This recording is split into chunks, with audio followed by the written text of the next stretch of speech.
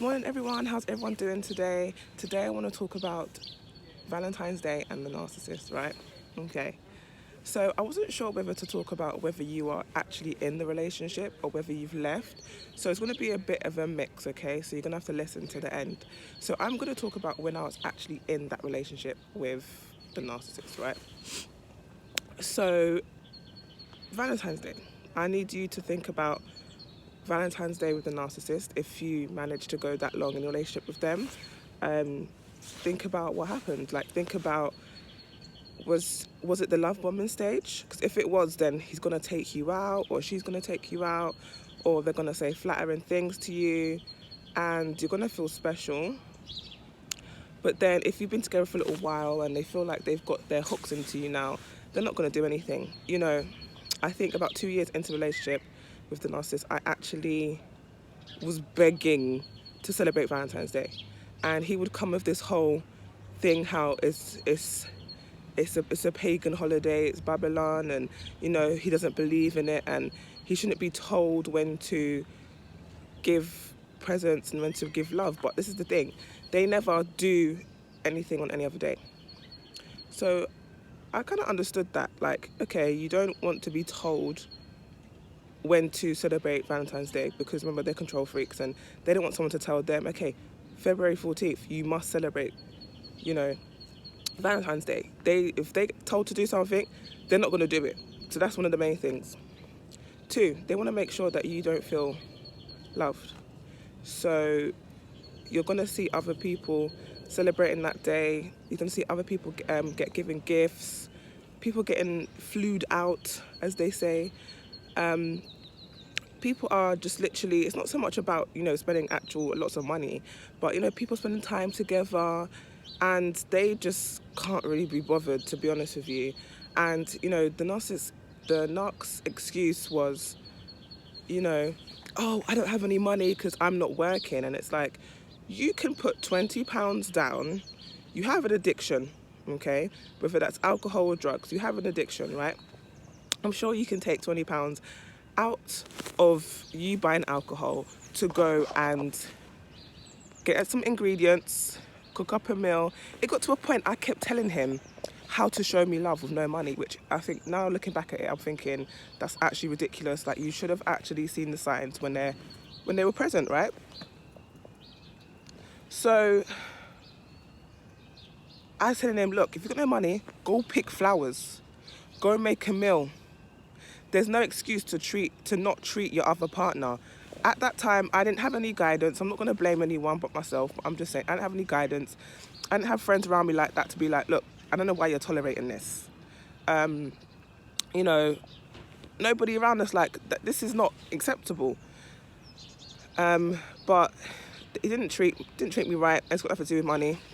Their excuse would be they ain't got a job, or their baby mother, their baby father's taken money from them, and there's always an excuse for why they can't treat you right on Valentine's Day. And that is a red flag in itself. And obviously we're not going to see that. We're going to just feel like, oh, they have issues. Let's just allow them for now. But that is not a good enough excuse. You can have literally minimal money. As a woman, you could buy your man boxes and socks. He's not going to be happy with that, but he wants to be with you. He wants to spend time with you, if he really loves you, that is. You don't have to buy him a moped, a motorbike. You don't have to buy him a Moncler jacket. You don't have to go up and beyond to it's about spending time with each other and appreciating each other. It's not about what you can buy for each other. So they don't like being told what to do. They don't like to they don't like to celebrate Valentine's Day because of that. They don't like to what's the word? They don't like to celebrate because then it's about you, isn't it? If they're going out to buy presents and appreciating you, then it's about you. Remember, they don't like you. If anything, they hate you. So why would they want you to feel special on a day? They want you to feel the opposite. And, I've heard people saying that, the narc would ignore them on the actual day, talk to them the day before, and come back the day after. And, it's just a whole mess. Like, it's a whole mess. It doesn't matter whether you're the main chick, the side chick, the main guy, the side guy. It does not matter your position in this situation. You may actually have the pleasure of spending Valentine's Day with them, but it's going to feel fake. It's not going to feel romantic. You're not going to like, it's just, look, the signs are there. This is why I'm here on this channel, bringing awareness so people can actually relate to what I'm saying, because I should have seen it. And I think what I remember seeing this, and even it was like my gut was talking to me, but I didn't listen, right? And I was like, okay, so he didn't get me anything. Like, I planned the Valentine's Day. We had garlic oysters and bread, and we just had like a little meal inside my room, because at the time we were at university, and we just had basically date night inside my bedroom on the floor. I got like the blanket down, the basket, the food, the champagne, the strawberries. I paid for everything. I planned everything. And he was just like, I don't like garlic oysters. And I'm like, ungrateful. And then it was like, okay, gave him a card, and I think he gave me a card, but I think he didn't write anything in it. I think it was like to me, Happy Valentine's Day, love, the narc, right? But me, I wrote like a whole paragraph. Oh, you're the love of my life. You're this, you're that. You're so special to me. This, that, and the other. And I was thinking, why can I not? I don't understand why I didn't see this before. But then I realized when I was cleaning up, and I got rid of the Narcissist, right? And I was cleaning up all my stuff, and I'm trying to, detangle all my stuff from his stuff. I started finding all these letters, the love bombing stage. He was writing letters, he was cutting up pieces of magazines and sticking it together. And when the love bombing stage, he took the mick. He was writing poems, sounded so heartfelt, so real. And I'm thinking, but I don't understand. But obviously, I understand it's a narcissist love cycle.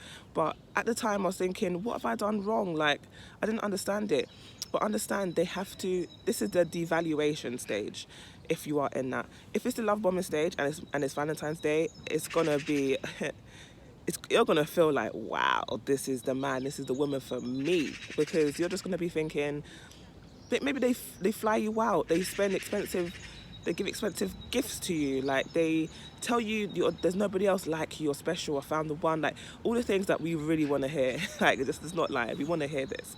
All the stuff we want to hear on Valentine's Day, we're going to hear it if it's a love bombing stage. If they've already got their claws into you, you're not going to have fun. And if you're not in that situation, so let's just say you've broken up with them, doesn't matter how long for, they may, not always, but they may come back and hoover you, and they may hoover you on Valentine's Day. I've heard of guys hoovering their exes that have done them wrong and then standing them up on Valentine's Day. Valentine's Day is there, and the girl's at the restaurant waiting, and he doesn't show up, because that's how evil these people are. Like, they want to get revenge, especially if you left them. Some knocks do this. They will hoover you on the Valentine's Day. They know that you don't have anyone. They know that you're lonely. Maybe because of past hoovers, maybe because they have spies, flight monkeys, whatever the situation. But they know that you don't have anyone. They're going to hoover you, and they're going to say, yeah, let's spend time on Valentine's Day together. And you're going to get all dressed up and think, okay, let's see what he has to say, see what she has to say. Go to the restaurant, and he's not going to turn up. You know what that's going to do to your self-esteem? You know what that's going to do to your mental state? You know what that's going to do to you especially Valentine's Day. Getting stood up is awful anyway, but on Valentine's Day, and you're seeing these other couples getting flowers and teddy bears and engagement rings, and you're gonna have literally the knocks on the stand you up. And it's not funny, but it's that's how sick and twisted they are. This is why they should never be given another chance. And if you are single, because I can't remember the first Valentine's Day that I was single. I was actually dating someone. I wasn't in a relationship, but I was dating someone. It wasn't exclusively dating. I was dating someone, and they asked me what I want to do for Valentine's Day, and I was thinking, I've spent every year, like, since I got with the narc on Valentine's Day, I said, I want this day to myself. I was asking my friends, like, what are you up to? I went to do a Galentine's Day, with your girls. And everyone was busy, obviously, with their partners. So I said, that's fine. I took myself out to eat. I took myself out to get my hands, my nails and my feet done. What else did I do? Get my nails and my feet done. Came back, got in the shower. No, I had a nice hot bath. I had some wine. Went out to eat. Caught a movie. I came back and I watched a movie by myself again, and I just passed out, and because I had a babysitter that night, and it was amazing. Like, that was the start of me like really healing, understanding that I am that girl. Like, anyone that's got me, like, they are lucky, seriously. And that's not in a bossy way, that's not in a big-headed way, that's not in a narcissistic way either. Like, I am a whole prize. Like, I have value whether I'm single or not. And it took me to take myself out on Valentine's Day to actually realise that. It took me to go through all of that. Hello, birdies. It took me to go through all of that to realise that as well. So I want you to realise, if you're single, go out with your girls, okay? If not, you can go out by yourself. If not, you can have a lovely night in.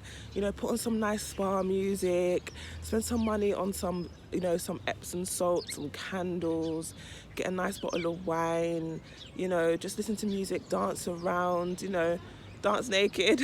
Just feel like, live in the moment, be present, love yourself. So, you know, do not call them on Valentine's Day, and do not pick up that phone. Do not pick up the phone. You know, if you have to have their number because of co-parenting or whatever the situation is, you know, just don't pick up the phone. If you pick up the phone, hang it up. Really and truly, they shouldn't have your number, but obviously I understand sometimes they have to. You're co-parenting, I get it. Hang up the phone. Hang up the phone. We don't need to deal with them. And if you find yourself actually thinking about them on that day, start exercising, start jogging, there's so many things you could do. And obviously, if you haven't got my book already, it is on Amazon. The Time to Heal is now. I have so many activities. And one of my clients actually said that they like to do the activities in the book before bed, because they feel like watching all these videos before bed makes them think about the narcissist, and I completely get that. But by doing these exercises that are in my book, it does help you kind of clear your mind and give that kind of headspace that you need to actually sleep. So I do recommend that. I will put the link to my book in the description box below. I am also offering phone consultations at affordable prices. So if you are in need of phone consultation, please email me or DM me on Instagram, and I will see you for my next video. Bye.